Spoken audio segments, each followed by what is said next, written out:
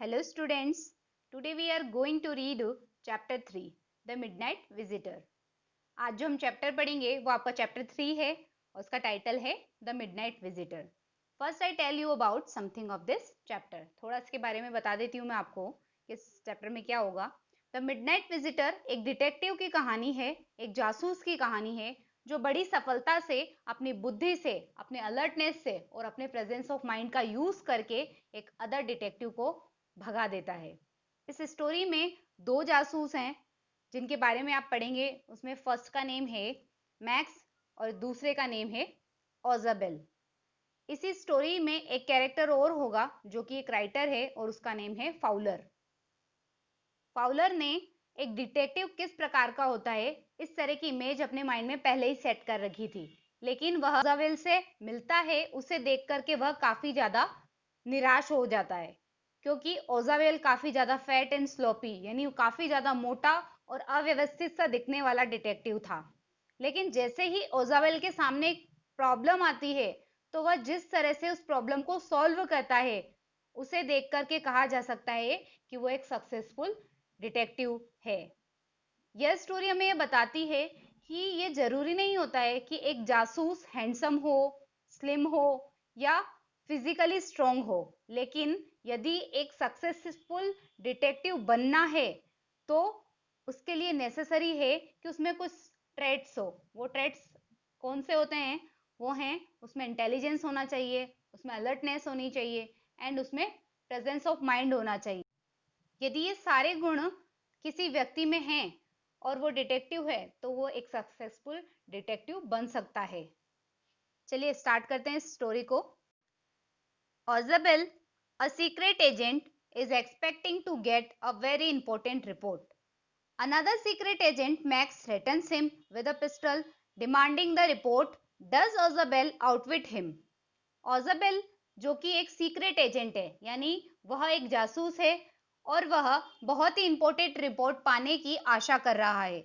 Max एक दूसरा secret agent है, वह पिस्टल की धमकी देकर के इस रिपोर्ट को मांगता है. क्या ओजाबेल उसे आउटविट कर पाता है? क्या ओजाबेल उसे अपनी बुद्धि से मात दे पाता है? Read and find out. हम इस लेसन को जब पढ़ेंगे उसमें से आंसर्स को फाइंड आउट करना है.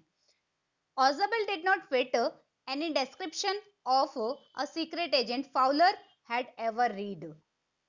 फाउलर ने जो पढ़ा था उसमें ओजाबेल एक सीक्रेट एजेंट के डिस्क्रिप्शन में फिट नहीं बैठता था. Following him down the musty corridor of the gloomy French hotel where Ozabel had a room, Fowler felt let down.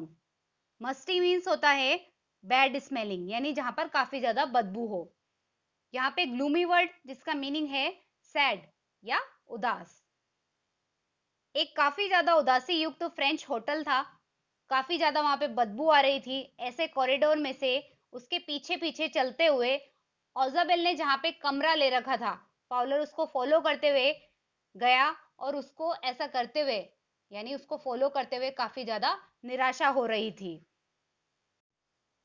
It was a small room on the 6th and top floor and scarcely a setting for a romantic adventure. 6th floor पे एक छोटा सा room था जो सबसे ऊपरी मंजिल पे था. वह किसी रोमांटिक एडवेंचर वर्क के लिए एप्रोप्रिएट जगह नहीं दिखता था. यानी वो जगह ऐसी थी जहां पर ओजाबेल रहता था, वहां पर रोमांटिक एडवेंचर सेट किया जा सके या फिर इस तरह का कोई कार्य हो सके, वैसा वो एप्रोप्रिएट जगह नहीं थी. Ausable was for one thing fat, very fat, and then there was his accent. Accent means होता है वे ऑफ स्पीकिंग यानी बोलने का तरीका. ओजाबेल जो उसकी एक चीज थी वो मोटा था, काफी ज्यादा मोटा. फिर उसका बोलने का तरीका भी अलग सा था. Though he spoke French and German passably, he had never altogether lost the American accent he had brought to Paris from Boston 20 years ago.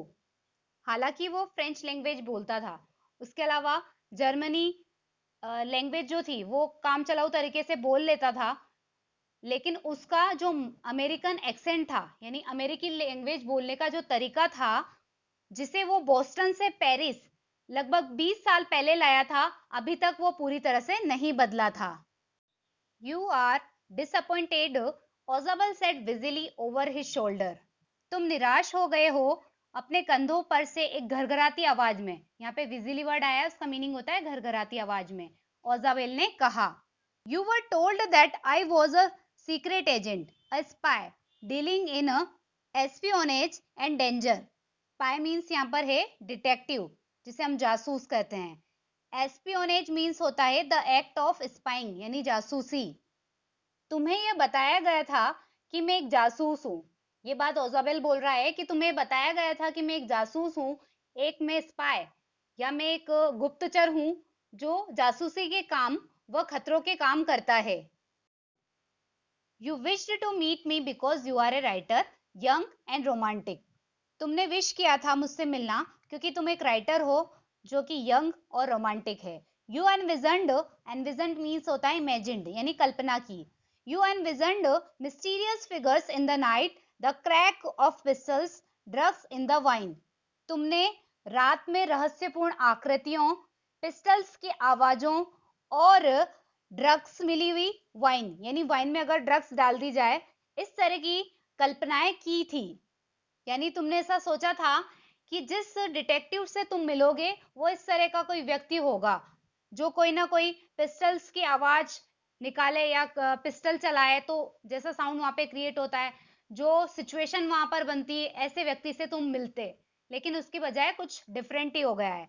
Instead, you have spent a dull evening in the French music hall with a sloppy fat man who, instead of having messages slipped into his hand by dark-eyed beauties, gets only a prosaic telephone call making an appointment in his room.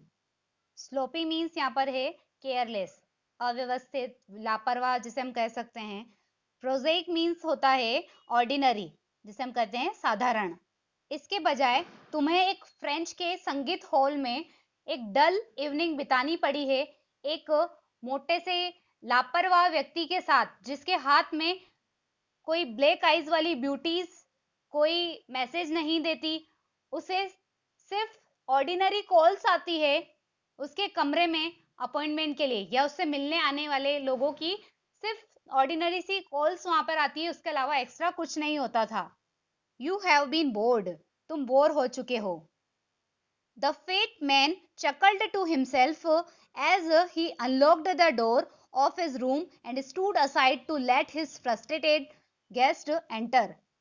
मोटा व्यक्ति हंसा जब उसने अपने कमरे का दरवाजा खोला और एक साइड में हट गया ताकि उसका जो हताश निराश सा जो गेस्ट है वो अंदर आ सके।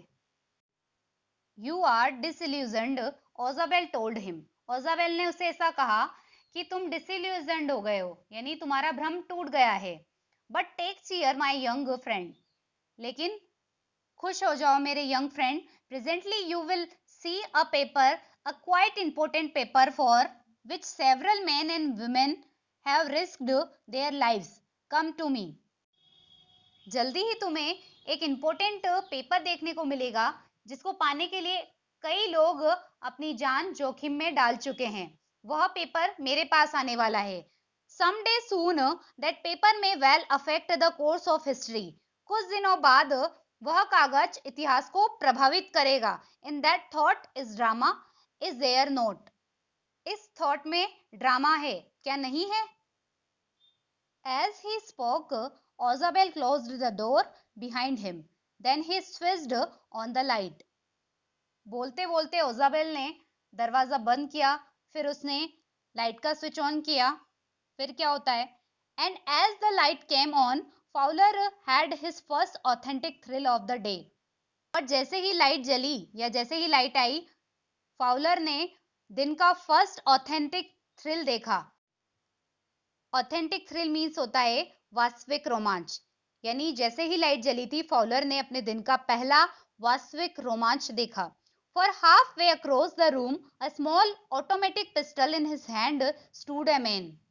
क्योंकि कमरे के बीच में एक व्यक्ति अपने हाथ में ऑटोमेटिक पिस्टल लिए, यानी अपने आप चलने वाली पिस्तौल को लिए हुए खड़ा था। Ausable blinked a few times. Blink means होता है आंखों की पलकों को झपकाना। ओजाबेल ने कई बार अपनी आंखों की पलकों को झपकाया। यानी फाउलर और ओजाबेल ने जब रूम में एंट्री की थी ओजाबेल के घर में, तो कुछ ना कुछ ऐसा उसने देखा था कि सामने एक व्यक्ति खड़ा है, मैक्स, जिसके हाथ में एक ऑटोमेटिक पिस्टल है और वो पिस्टल का पॉइंट जो है उन दोनों की ओर था और यह उसका एक थ्रिल ऑफ द डे बन गया था। यानी यह फाउलर का थ्रिल ऑफ द डे था। स्टार्टिंग में हमने 2 क्वेश्चन पढ़े थे, उनके आंसर अब हम फाइंड आउट कर चुके हैं। How is Ausable different from other secret agents? Question है, ओजाबेल दूसरे जो जासूस होते हैं उनसे किस तरह से डिफरेंट है? तो किस तरह से डिफरेंट है वो? According to Fowler, Ausable does not fit any description of a secret agent. Fowler के अकॉर्डिंग ओजाबेल किसी भी सीक्रेट एजेंट का जो डिस्क्रिप्शन होता है उस पर फिट नहीं बैठता है। ओजाबेल इज वेरी फिट, काफी ज्यादा मोटा है वह। His accent is not proper, उसका वे ऑफ स्पीकिंग भी प्रॉपर नहीं है। He looks like a common man, वह एक कॉमन मैन जैसा दिखाई देता है। इस तरह से हम कह सकते हैं कि ओजाबेल दूसरे सीक्रेट एजेंट से काफी ज्यादा अपने अपीयरेंस में डिफरेंट है। नेक्स्ट क्वेश्चन है, who is Fowler and what is his first authentic thrill of the day? Fowler कौन है और उसके दिन का पहला ऑथेंटिक थ्रिल क्या है? आपको पता है फाउलर कौन है? Fowler is a writer.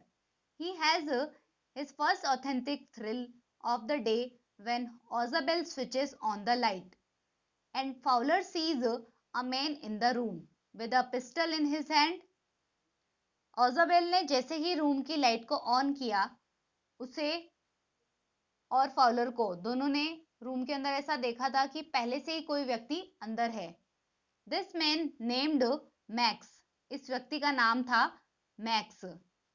Max is also a secret agent, वो भी एक सीक्रेट एजेंट है।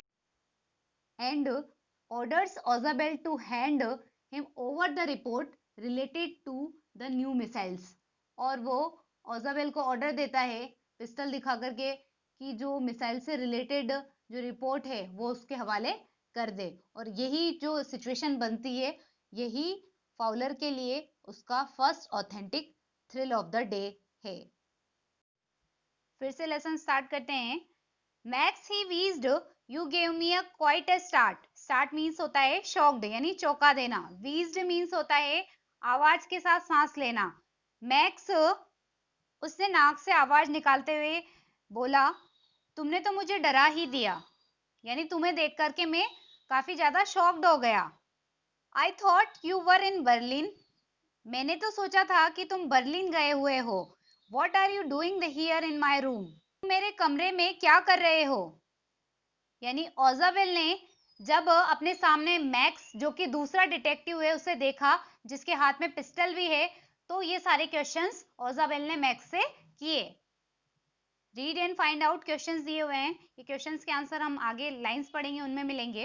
Max was slender, a little less than a tall, with the features that suggested slightly the crafty pointed countenance of a fox. Slender means होता है slim यानी पतला दुबला। Countenance means होता है फेस या चेहरा। क्राफ्टली मीन्स यहाँ पर है चालाक। मैक्स पतला था, ज्यादा लंबा नहीं था, उसकी शक्ल, उसका चेहरा लोमड़ी जैसा चालाक और नुकीले चेहरे से कुछ कुछ मिलती थी। There was about him, aside from the gun, nothing especially menacing. Menacing means होता है threatening यानी धमकाने वाला। बंदूक को छोड़ करके उसके विषय में ऐसा कुछ भी नहीं था जो डराने वाला हो। The report, he murmured. Murmured means होता है whispered यानी धीरे से बोलना। Report, वह बोला। The report that is being brought to you tonight concerning some new missiles. वह रिपोर्ट जो आज रात तुम्हारे पास नई मिसाइल के बारे में थी वह आने वाली है। I thought I would take it from you, मैंने ऐसा सोचा कि मैं उसे तुमसे ले लूं। It will be safer in my hands than in yours. तुम्हारे पास रहने की अपेक्षा वह कागज मेरे पास अधिक सुरक्षित रहेंगे। Ausable moved to an armchair and sat down heavily. Ausable एक आरामदायक कुर्सी जिस पे आराम किया जा सके उस पे जाकर के धम्म से बैठ गया। I am going to race the devil with the management this time and you can bet on it. अब की बार मैं इस होटल के जो मैनेजर है या इसका जो मैनेजमेंट है उससे लड़ने जा रहा हूँ। सीरियसली मैं ये बात बोलता हूँ कि इस बार मैं उनसे लड़ने जा रहा हूँ और तुम इस बात की शर्त लगा सकते हो। यह वो बात बिल्कुल सीरियसली बोला। ग्रीमली मीन्स यहाँ पर है सीरियसली, गंभीरता पूर्वक। This is the second time in a month that somebody has got into my room through that nuisance of a balcony। Nuisance means होता है एनोइंग एक्शन, यानी परेशान कर देने वाला या सताने वाला काम। इस मंथ में ऐसा सेकेंड टाइम हुआ है कि कोई व्यक्ति जो इस बालकनी के थ्रू मेरे कमरे में घुस गया है। Fowler's eyes went to the single window of the room. Fowler की नजरें उस टाइम पे एक सिंगल विंडो की तरफ गई थी।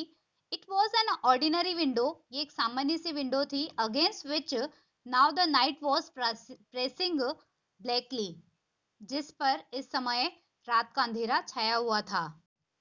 Balcony, Max said with a rising inflection. No, a passkey. I did not know about the balcony. Balcony, Max ने आवाज को ऊंची करते हुए कहा, नहीं, एक मास्टर की से मुझे बालकनी के बारे में पता नहीं था। यानी मैक्स ने ऐसा बताया कि मैं बालकनी के थ्रू नहीं, एक पास की यानी मास्टर की के मदद से इस कमरे में घुसा हूं। It might have saved me some trouble had I known. अगर मुझे मालूम होता तो इसने मुझे कुछ मुसीबत से बचा लिया होता। यानी अगर मुझे पता होता कि यहाँ पे बालकनी है तो मुझे आने में यहाँ पे कोई ज्यादा प्रॉब्लम नहीं होती, मैं उसी के थ्रू यहाँ पे आ जाता। In this way, we have completed part first of this lesson. Thank you.